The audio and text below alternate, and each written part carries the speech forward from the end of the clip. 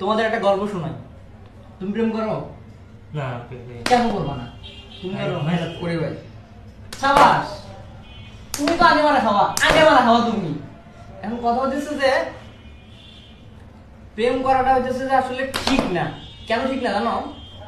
সে হচ্ছে একটা গল্প শোনাই তোমাদের। অনেক আগে একজন প্রেম করতো। সে প্রেম করতো, মনে করো যে প্রেম করে এই যে তোমরা যেরকম অ্যালার্ট আছো, ও সবসময় এরকম অ্যালার্ট থাকতো। অ্যালার্ট থেকে মনে করো যে ইয়া করতো, সে নদীর ধারে বাদাম খাওয়াইতো। কিন্তু ওর একটা সমস্যা, মধ্যবিত্ত পরিবারের ছেলে, রেস্টুরেন্টে নিয়ে যেতে পারতো না। রেস্টুরেন্টে না নিয়ে গেলে কি গার্লফ্রেন্ড ডেকে, গার্লফ্রেন্ড ডেকে না। এখন ও তো পড়ে গেছে বিপদে। এখন বাপের থেকে আর কতদিন চায় টাকা নেওয়া যায় বলো? কতদিন চায় নিতে পারবে? এখন তুমি তো প্রেমই করো না, তুমি আর কি চাবা তুমি?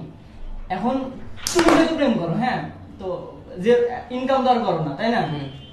ইনকাম তো করো না, এখন বাপের থেকে হইতেছে নেওয়া লাগে। এখন বাপের থেকে নিয়ে তো আর এত হাজার হাজার টাকা রেস্টুরেন্টে খরচ করা যায় না।